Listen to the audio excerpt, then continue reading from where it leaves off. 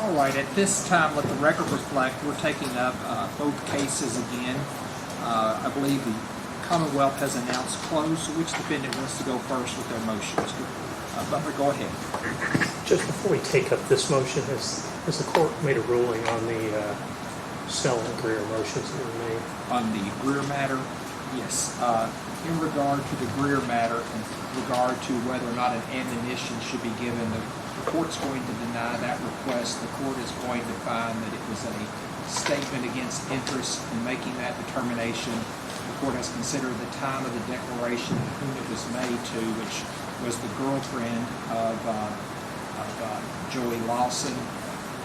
There's existence of corroborating evidence as far as phone calls in this, or the phone records. When the court looks at exhibit number 55, it shows on July 3rd a bunch of telephone calls that were made that night, beginning with Steve Lawson to Joseph Lawson.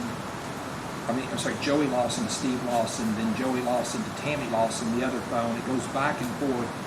When the times stop, when the calls stop, there was testimony today from Mr. Hickman that Crystal's phone comes on at 11:57:09 and goes back off at 11:57:39, which fits right in the middle of these phone calls. And then at 11:58, there's another call to Tammy Lawson from Joey, then another phone call a little later. So based upon that, the court believes there's corroborating evidence of that. In regard to the money, the witness did testify that when she first got with Steve, he did have money at first when they were dating. So the court's going to deny that motion but show that it's properly preserved for appellate review. Yes, there was also one on Snellen, sir. Snellen, that was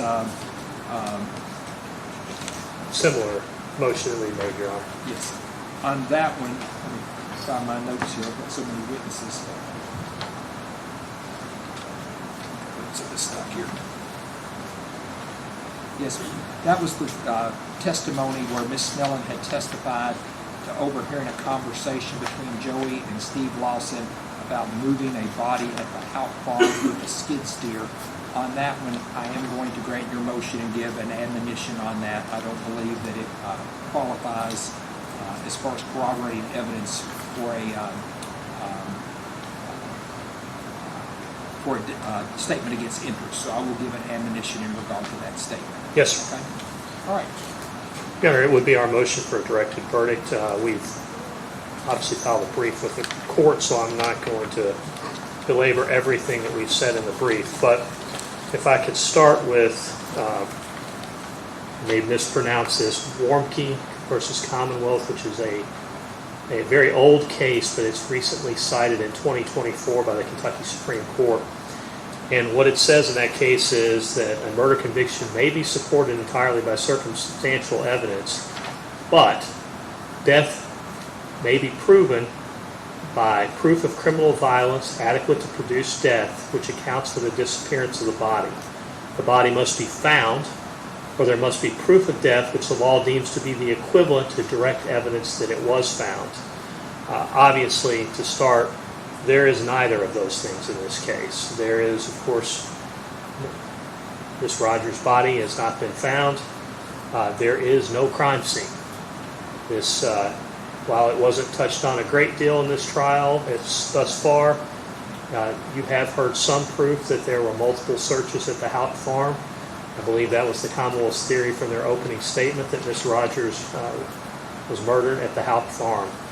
There is absolutely nothing by way of physical evidence to support that. There's conjecture, there's speculation, but there is no proof. There are limited cases in Kentucky which have addressed this particular issue. So I'd like to touch on the ones that we could find.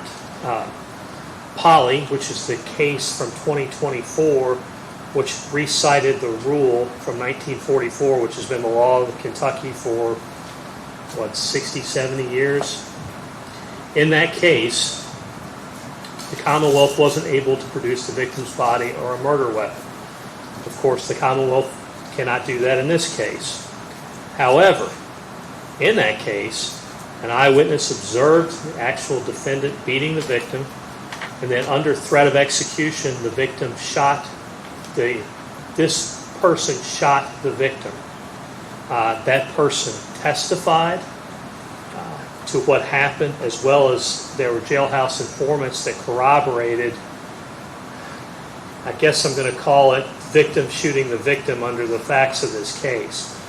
But in that case, there was clear testimonial evidence of how it happened, where it happened, and why it happened. None of that is present here.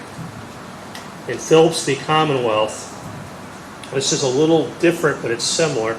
Again, it was a no-body homicide case. And what happened in Phillips is the defendant walks into a police station in Florida and says, "I killed the victim."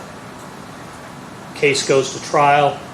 Defendant's defense is, as the court is well aware, an uncorroborated confession cannot stand for a conviction. And so they use the fact that there were multitude of what I'm going to call circumstantial evidence of indicia of guilt to corroborate that confession. But again, that case, there was a confession. Kessinger versus Commonwealth. What happens in this case is they find the victim's decomposed body wrapped in a tarp inside an abandoned van outside an apartment complex, and several days after she went missing. Based upon the time that had elapsed between her death and the time her body was found, the body had decomposed to such an extent that the medical examiner could not give a manner of death. So they had a body. Obviously it was deceased person, but the medical examiner couldn't come in and say, "Oh, it died by a gunshot wound, by a stab wound," or anything along those lines. In that case, they went to the defendant's residence. They found the victim's blood in various locations in the kitchen, as well as on the brush of a vacuum cleaner that had been used to clean the kitchen floor. What they said is despite the fact that the Commonwealth could not prove, they could prove the death, but they couldn't prove the manner of death, as the court has, I'm sure, seen it countless times over the years in a homicide case. The medical examiner comes in and they offer the manner of death, homicide, and that's what we typically see. Of course, that's not happened here. What the court cited was the presence of the victim's blood in the kitchen suggested a struggle or assault occurred there. And there was also additional evidence of concealment to go with the fact that there was a crime scene. So, again, going through the more modern cases, all homicides have a body. Very few has a conviction been upheld without a body. The cases in the modern era where they have either had a crime scene where you could say this is where it happened, a violent death occurred, or you had a confession. None of those exist here. The quintessential case in Kentucky on this goes back many years, as I said, that's Warmke.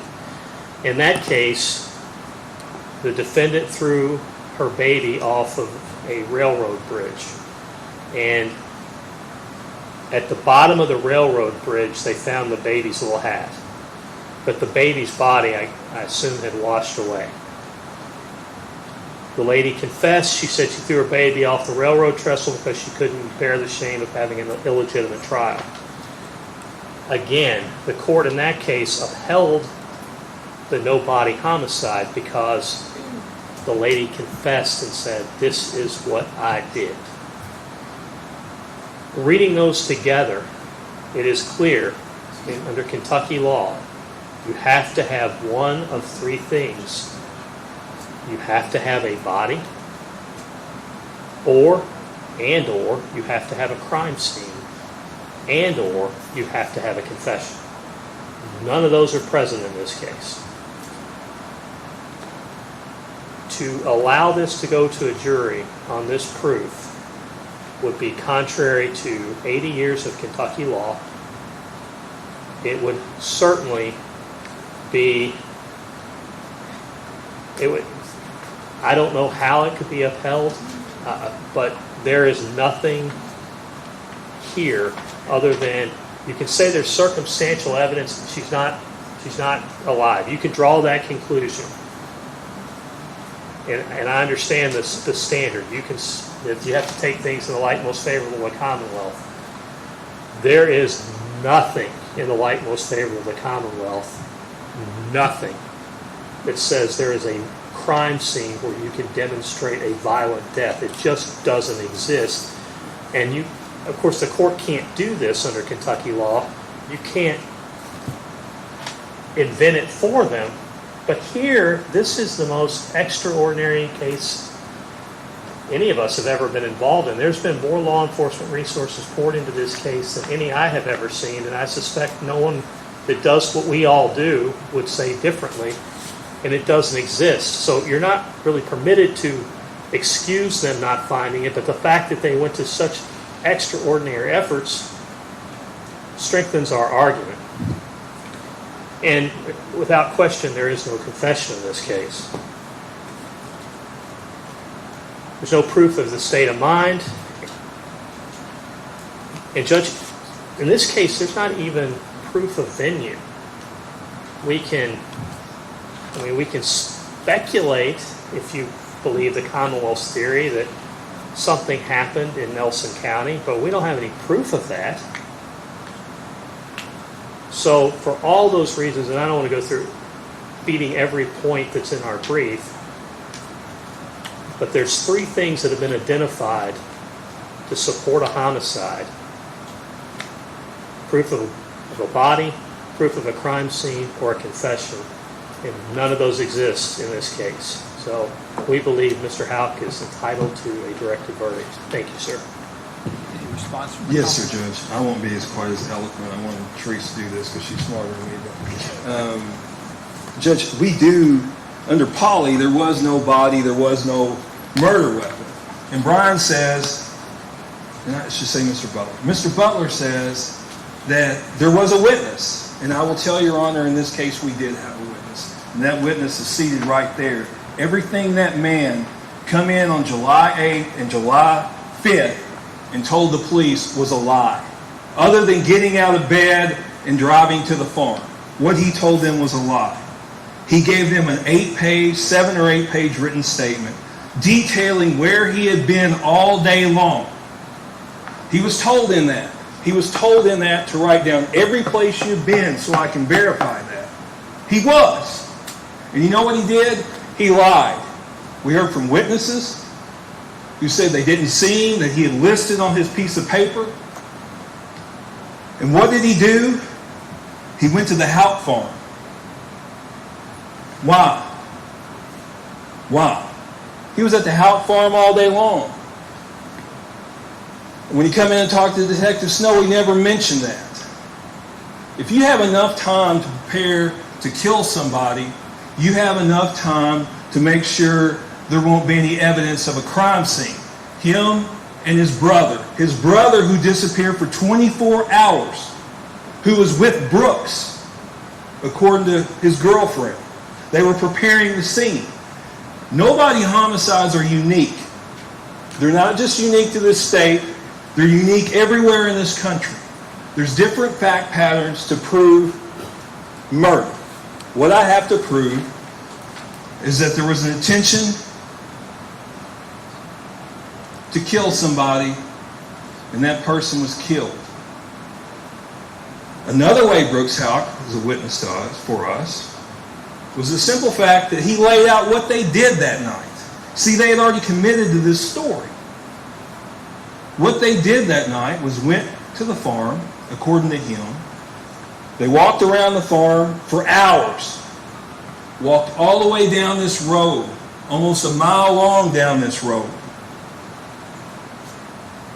Loaded up, roasted some marshmallows, come on home. Get home, he goes to bed. And as much as they want to spin it, Brooks Houck on numerous occasions said Crystal Rogers was laying on the couch playing games on her phone when he went to bed. And you know what? She wasn't. She wasn't. Her phone had been off. Her phone had been off for over an hour.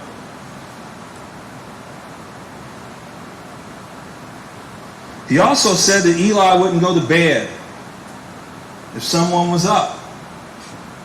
But miraculously, somehow Crystal got up and left the house. Must have turned off all the lights because he said he wouldn't go to bed with lights. And somehow crawled into his bed, which he woke up next to the next morning.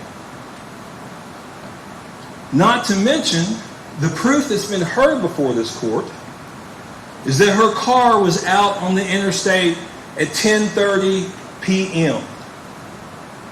The defendant drove home, would have noticed Crystal's car is not there, and think about it.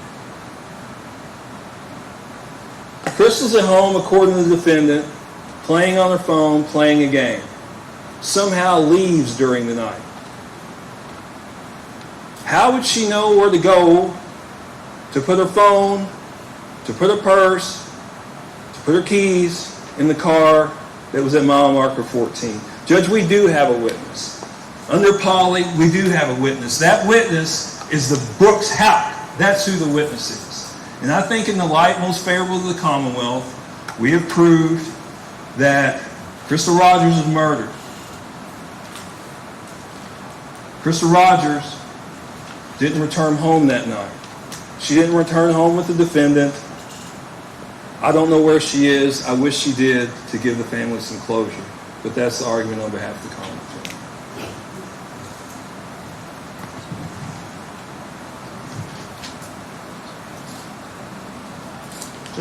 Just briefly in response to that. I think the Commonwealth just furthered our argument. They're relying on the fact, and I understand you have to take things in the light most favorable to the Commonwealth. So I could stand up here and give you our reasons why we don't think Brooks lied. The Commonwealth can give you the reasons why they think Brooks did lie. None of that is evidence that Brooks Houck confessed to killing Crystal Rogers. None of it. These are the types of things, if Brooks Houck, what Mr. Young, what Mr. Young just said is exactly the type of evidence in Phillips versus Commonwealth that the Commonwealth relied on to corroborate a confession with no body and no crime scene. That isn't happened here. So if Brooks Houck had said, I killed Crystal Rogers, and his defense was, there's no corroborating evidence because there really isn't, what Mr. Young just said would likely, under Kentucky law, corroborate that confession and allow a conviction to stand if it was returned. All we have here is what Mr. Young said, I don't believe Brooks Houck told the truth. That doesn't satisfy any of these cases. Thank you. believe at this phase the court is required to view the evidence in the light most favorable to the Commonwealth. The case indicates that there must be proof of death, and in this case there are a lot of fact-specific details. But what stands out to the court in this case is when everyone goes to the farm that night. When I say everyone, that would be Mr. Houck, Miss Rogers, and Eli, 7:30ish on that July 3rd night. It's apparent that Mr. Houck remains there until sometime after midnight. There's been testimony in this case where the court heard from two coon hunters who were hunting next door to the property. They saw a white Buick. When that information became available to, I believe it was Tommy Ballard, who posted on Facebook, he wanted information about that white Buick. They received information that Miss Whitesides had a white Buick, and when the police went to execute a search warrant 4 days after the post was up, the white Buick had been sold, I believe, 2 days prior, or 1 day prior. I don't remember the exact time frame, but that white Buick that was then taken into evidence, and the court has heard testimony here today from a dog handler who, his dog's name was Ranger, who appears to, jury could find, was properly trained, and that dog detected or indicated that there had been human remains in that vehicle. So that is certainly proof of death in this case. There was also, if I recall correctly, a hair that was recovered in the trunk of Miss Whiteside's vehicle. That hair was observed and had characteristics similar to that of Crystal Rogers. I believe they attempted to have that DNA testing done, but it was an insufficient sample for testing. Then there's a whole lot of facts in this case that are problematic for Mr. Houck. The court recalls in this case that there was testimony about what was going on July 3rd. I believe the court heard from two witnesses. I believe it was Christina Hawley and Amanda Greenwell, that Crystal was excited about a date night without children. It's apparent that that date night without children never occurred. They apparently went to the farm with Eli that night. I believe that's one of the undisputed facts in this case. Did Crystal leave the farm? Mr. Houck claims that she went home with him and was on the phone when he went to bed, and I've heard various different accounts. Some says she was usually on her phone, others said, I know the one with the KSP said that she was on her phone, but there's also evidence that that would not be truthful. Her cell phone was turned off and not used after 9:23 p.m. The court heard testimony from several people who drove by and saw what they believe was Miss Rogers' vehicle on the Bluegrass Parkway. I believe we heard from a William Gunther. He said he was passing around, I think sometime in the 10:30 time frame. We heard from, I believe it was Owen McKinney. I believe he was the Dollar General manager, and he got off work around 10. He indicated that he saw that vehicle sometime in that following time frame. In their telephone conversation between Mr. Houck and Steve Lawson at 12:07, they're talking about a house rental, and Mr. Houck said he told him to contact Miss Rogers, and if true, and if she was alive, they were in the vehicle traveling back to the house on Glenview. The phone could have obviously been handed to Miss Rogers, and she could have responded to that. Another huge issue is Mr. Houck's whereabouts on July the 3rd. In this case, there was a written statement of his activities. Mr. Houck never indicated that he was at the farm prior to 7:30ish. However, his phone, if I recall correctly, with the GPS showed that he was there from sometime around 9:30 to 4 o'clock. he claimed to have been doing other activities that date. The court heard from a number of witnesses who denied having any contact with him on that date. I believe we heard from a woman from Salt River Electric. I believe her name was Peggy Parent. She testified that the office was closed on July 3rd. We heard from Brad Spalding from the Nelson County landfill.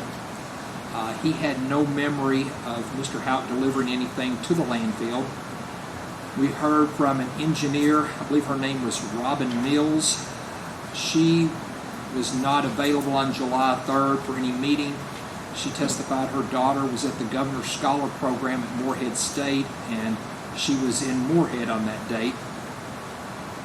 We also heard from two people who were working for Mr. Houck. I believe it was a Mr. Alberry and a Mr. Powers, and they denied providing any work on that date. Also, we've heard testimony in this case related to acts of co-conspirators. We've heard testimony from Danny Singleton that Rosemary Houck had asked whether she knew somebody to get rid of Crystal Rogers. We had Nick Houck, who was a city police officer who was required to keep his phone on. However, he was not on AT&T's network from 11 o'clock on July 2nd until 1:47 on July 4th. We had a next-door neighbor, Mary Mattingly, next-door neighbor to Mr. Houck, testified to seeing Nick and Rosemary at Houck's residence, or never seeing them there until after Rogers disappeared. Then she further testified that she observed Nick and Rosemary backed into the driveway, taking bags from one vehicle to the other.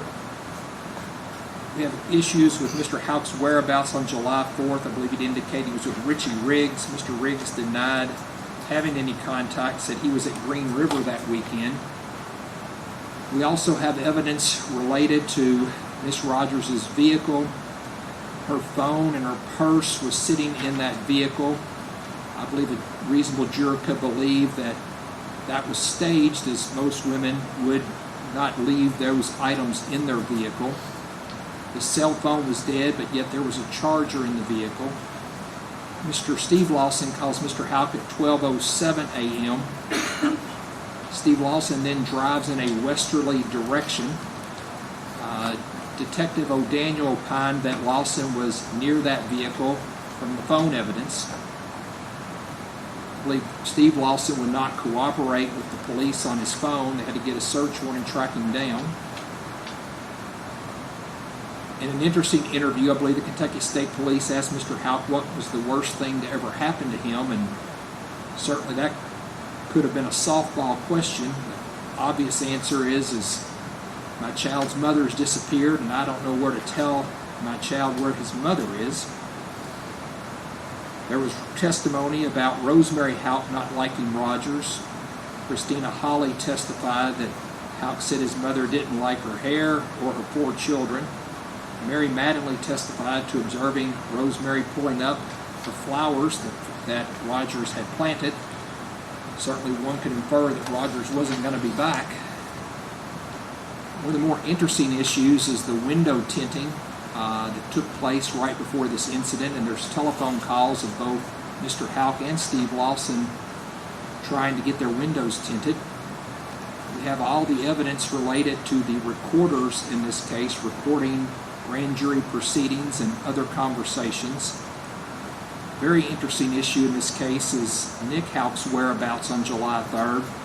His former girlfriend, Amber Bowman, testified that Nick told her that he was going to be with Brooks working on rental property. She then placed, I believe, 15 phone calls to him from July 3rd at 11:30 a.m. to July 4th at 10:49. All those calls went to voicemail. She traveled to the Olympia Drive address 3 times. His vehicle was never there on July 3rd. She asked him why his phone was at Olympia. He had no explanation. And she testified that Nick had never turned off his phone for that length of time. Certainly the issues I've gone through with the 2 coon hunters finding the white Buick on the adjoining piece of property.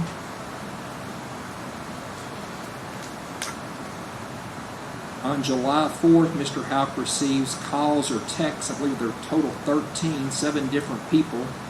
The only person he responds to is his mother. We heard from Mr. Houck's aunt, Francie Holt. She testified that her mother, Miss Whiteside, was only close to Nick, and interestingly, her house key does not work on July 4th, and she had to spend the night with Francie Holt. The court believes when you add up all of that, along with the series of telephone calls in Commonwealth's Exhibit 55, the court believes that it would be reasonable for a jury to find that that Ms. Rogers is deceased in this case. So the court is going to deny that motion. Certainly all the activity took place on the farm on Pascal Ballard Lane, a road which is in Nelson County. There's no evidence of Ms. Rogers ever coming out of that property, so the court believes there's sufficient evidence on venue. Is there any other issues we need to take up at this time from Mr. Houck's side? No, sir. Anything you all wish to address on Yes. regard to Joseph Lawson? Yes. Take my way around. Take your time.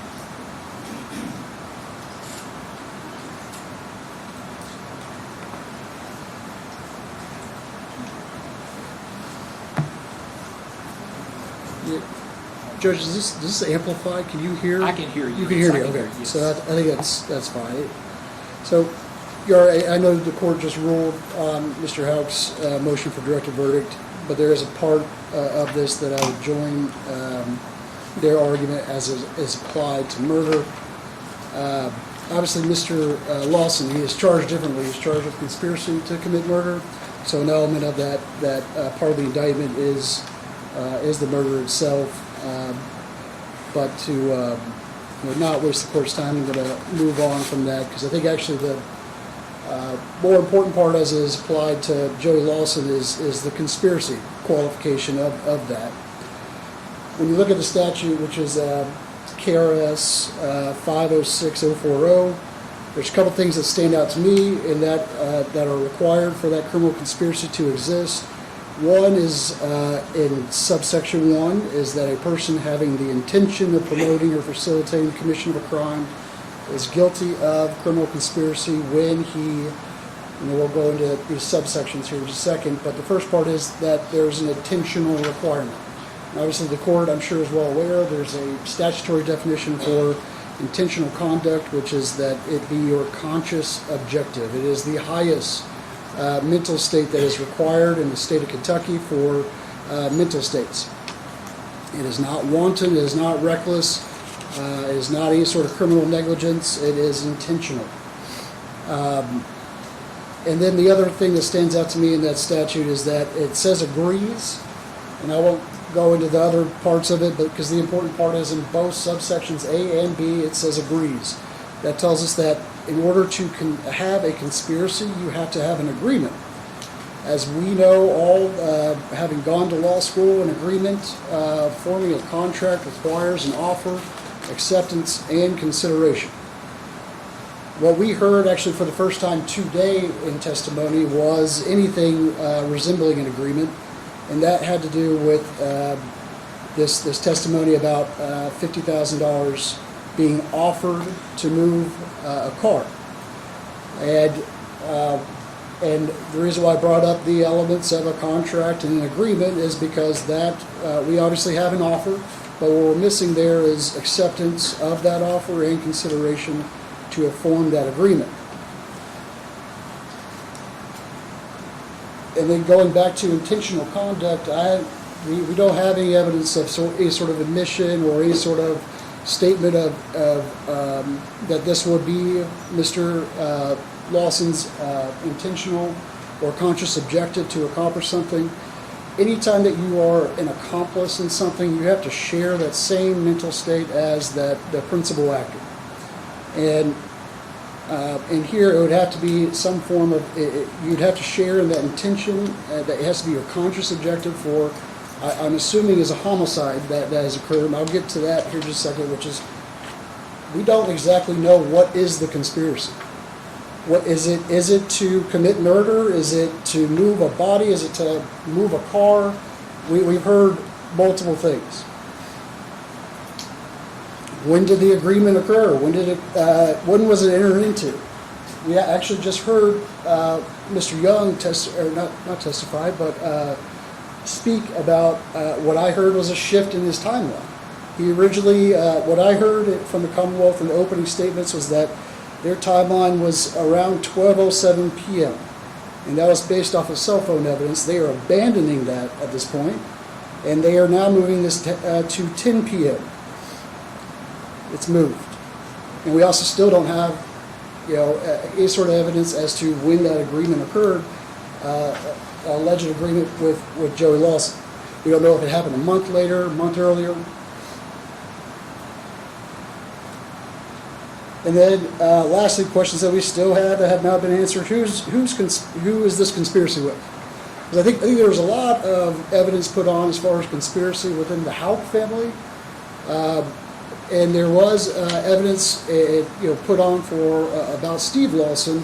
But as far as that, is that conspiracy with Steve Lawson? Is it with Brooks Houck? Is it with somebody within that, somebody else in that Houck family? We don't know that answer. We weren't given that evidence. So that's the motion for directed verdict when it comes to conspiracy to commit murder. He is also charged with another count, which is tampering with physical evidence. There's cases. Actually, let me switch gears to that statute. All right, tampering with physical evidence. The case that I was looking at, it is Sexton versus Commonwealth, citation, once I get this to 317 Southwest 3rd, 62. And in that case, it says the Commonwealth failed. So I'll give you a little bit of background with that case was that the court overruled whether or not a directed verdict should have been granted, and they said it should have been granted. In doing so, they said the Commonwealth failed to produce any evidence that a videotape filmed by a defendant of children swimming at the pool even existed. Obviously, the facts are they're different from this, but the point is that there had to be evidence of the physical evidence having existed in the first place that was supposedly destroyed or concealed or anything like that. And I think this kind of ties into the question still remains whether or not there was a body to destroy. If that's the theory, and I'm not entirely sure it is. Now, if we're talking about a car, it's completely different because that car's availability for prosecution and availability for official proceedings was never diminished, was never tampered with. It was taken. We saw photographs of it. It was available to us the entire time.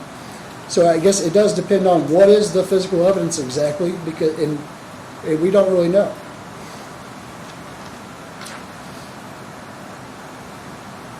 And then lastly, the cell phone evidence, as far as I know that the court, I think in citing some of the reasons why you were denying Mr. Houck's motion, cited to some of the cell phone evidence and the expert opinion of Detective O'Daniel, but it was within his own report. The towers facing north, the sectors facing north, indicated they could not have been on Bluegrass Parkway. And that's just undeniable proof that the Commonwealth hasn't been able to respond to, even when by the close of their case, even with their own expert. And that obviously shows that Joey Lawson could not also have been on the Bluegrass Parkway, therefore could not have moved, transported, or drove that car and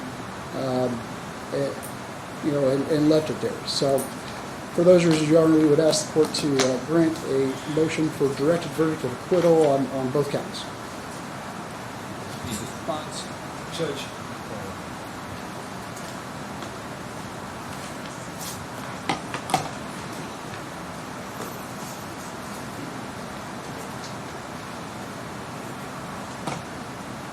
Judge, when one goes back and looks at this case and looks at the phone records, at what transpired that evening, just talking about the evening of July 3rd, there were numerous phone calls of Joey Lawson trying to get a hold of Steve Lawson. He does. He gets a hold of him. They talk for about 2 minutes and 53 seconds. As soon as Steve Lawson hangs up with Joey Lawson, he calls Brooks Houck. My guess is that call was not made to let him know that somebody had stole his Chrysler 300 and he got on 62 and drove down the road. No. That call was to advise him about the car, at which point there's been testimony. And I agree with you. Tim O'Daniel's not going to come in here and he's not going to risk his credibility and tell you that he was here. But they can consider statements. And the fact that Joey Lawson has made statements about moving the car, about being offered $50,000 to move. Not only was he offered $50,000 to move the car, he moved the car. If you remember the fight that was described by Rebecca Lawson, who was barely cross-examined, because they got in a fight, and Joey said, I'm going to let everybody know what we did with that car.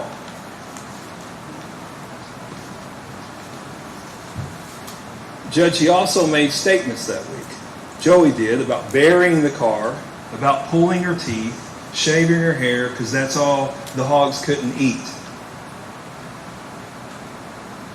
Judge, the car was removed from the residence. He's admitted to moving the car. That's tampering with physical evidence. They were setting, defense counsel for Houck says there's no crime scene. The simple fact of moving a car, creating a ruse that Miss Rogers is leaving, is a crime scene. The moving of the car is tampering. There's been testimony about them moving a body on the Houck farm, which is tampering. The conspiracy, they were offered $50,000 to move the car. The moving of the car was to set the stage for Crystal Rogers leaving and no one finding her. However, there was a problem. They got a flat. And that's what precipitated the phone call from Joseph Lawson to Steve Lawson to Brooks Houck, which is evidence of the conspiracy. Judge, I believe under Sawhill, the Commonwealth met its burden in the light most favorable to the Commonwealth, and we would ask the motion be denied. Coleman.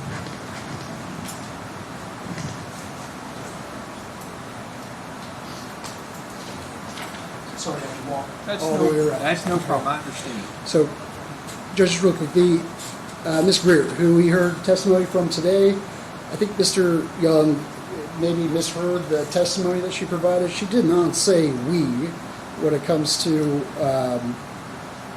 what was it? We moved the body, I think it was.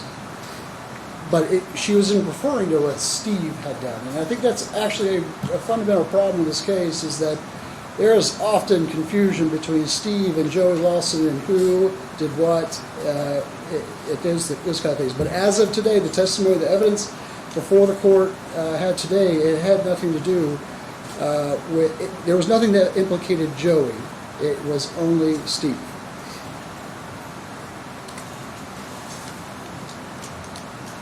At this time, again, viewing the evidence in the light most favorable to the Commonwealth, the court's going to deny the motion. There's been testimony that the court believes that a jury could determine that there was a conspiracy involved. Heather Snellen testified overhearing a discussion between Joey and Steve Lawson about moving a body at the Houck farm with a skid steer. We heard from Miss Greer where she overheard a conversation between Joey and her daughter about moving a car and collecting $50,000. There was other testimony from Miss Greer about the fight where they both ended up going down some concrete stairs, and Joey said he's going to let everyone know about the car involvement. We have the phone records, which I've gone through previously. We've also had Mr. Girdley's testimony in this case of getting the car keys from Mr. Houck, and he went on in further detail. So at this point, I think the credibility issue, that's for the jury, but as far as viewing the evidence in the light most favorable to the Commonwealth, the court's going to show the motion's denied at this time.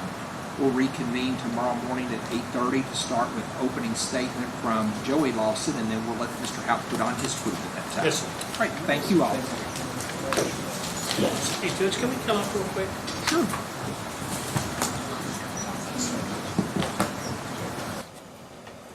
Randy, can we file that on behalf of Mr. Houck, or does Mr. Houck need to file that? I can direct file it. Direct file that, so it's part of the record, we don't have to keep up with it. Judge, I think we talked about this earlier, but I'm getting tired. So we're going to have some tomorrow, some on Friday, and then our Friday? Thursday, and then close on Monday if that works for everybody. Well, and I want to talk to you all about that, because if we come in and we do the instructions, I have a feeling the closings are going to be a little longer than usual. Am I right or wrong? Yes, sir. It's hard. There's so much stuff here for both of us.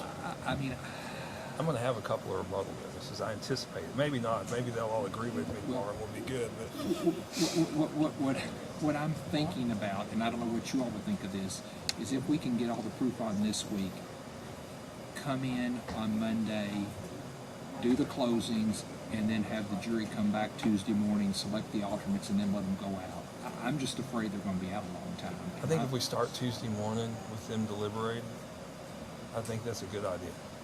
I'm just afraid. I don't want to send them out at 3 o'clock on Monday. I don't either. I kind of like that too. You like that? I'm just that. I afraid think they're that's going to good. be out for a long Just time. soon come in at 8:30 and start deliberating, and it gives a whole day. There's just so much evidence. I think if we make them go out at 3 o'clock, it's going to be a disaster. Yes, sir. I agree. think that's a good idea. I hadn't Yeah, thought I of just- it, but I mean, think it's a good there's idea. so many fact specifics, and I don't know how No, much you it's can so- make out on some of these recordings. I mean, I can see them in there wanting to come back and rehear evidence. We can all go get something to eat Monday night. That sounds And good. if this thing hangs, I'm leaving. you will see somebody crying up here. We don't say that word. You don't say those words. But I mean, I'm just here like, because there's all kinds of legal issues that need an appellate court to do, and the last thing we need is a hung jury in this case. That's the last thing we need. So I'm not doing it'd it again. be, one way or the other, it'd be nice to. Be done. And Yes, sir. I just think we're better off Tuesday. If that's No, I okay do with too. you I all. think that would give them, they come in fresh, they have a whole day to live. If it hangs, I'm going to be asking the court to order mediation at that point. Trust me, I'll order whatever you want because my cases are stacking up right now. and I don't know, we may want to talk about the one juror for sure that I think we all He are was asleep concerned again today. about. And at least he's consistent. He's done it every day. Yeah, we're in agreement on that. We need to go. And I don't know about the elderly lady back there. She's had some hearing issues, and she's got that hypoglycemic thing. They had to give her having some One thing we would ask, if it's okay with Your Honor, I'm is very concerned. I mean, we gave her a cookie yesterday, and it seemed to help her, but I am concerned with her. Jennifer wants a cookie now. is Well, to, she said it was the best cookie she's I'm ever feeling had. dizzy as well. is if we could hold the alternates, not hold them here, but just I'm like, gonna take their phone number and tell them they're Okay. subject to coming back. Okay. Just because I I'm don't want afraid they're gonna be out somebody forever, and I falling don't out. want anybody getting sick or. Yeah, I would like to. We definitely agree with the guy in the front row. I just have an opinion by the end about the lady I'm in the just back. concerned about her. Right. And I know the bailiff Barry, he does a great job, by the way. He was the one that came to get me and said she was having issues. And Yeah, I he's a think her good blood guy. sugar, Barry could probably tell. Barry, can you come here for a second? I was telling him about the older lady on the back row that she had issue yesterday. Do you remember what her blood sugar was? It was 59. 59. And was she having issues as far as? No, she just wanted to let me know in case there 59. was a problem. 59's fine. Okay, You 59, just got to okay. eat something. Yeah, she got a cookie. And the time we got out here, she said she was in good shape. And Barry's still mad. He likes those cookies, and Yeah, she took one. yeah, they're all gone. But I just want to make everybody aware of that Yes, issue sir. that came up. And if y'all are fine with her, I'm fine with her. I just want to let you all know that. yes, sir. Your Honor, we appreciate the court's patience with us slowing things down as much as we did. Well, We really do, and the Commonwealth too. well, I know your client needs more time during breaks also with his health. So. Shane, look at you. It's like, what are you Been a doing? long day. How is your client as far as his health right now? Okay. He's actually, he's doing fantastic. Okay. I will say, we went and saw him in the jail the other day. His feet are swollen. that's kind of a natural product of sitting all day. Usually because he's got him elevated a little bit, but I've asked him, and I also asked him to make sure that jail was giving him some medical attention. Until he tells me otherwise, he's a trooper. Perfect. Doing great. Thanks, Just Judge. one check. No, I appreciate it.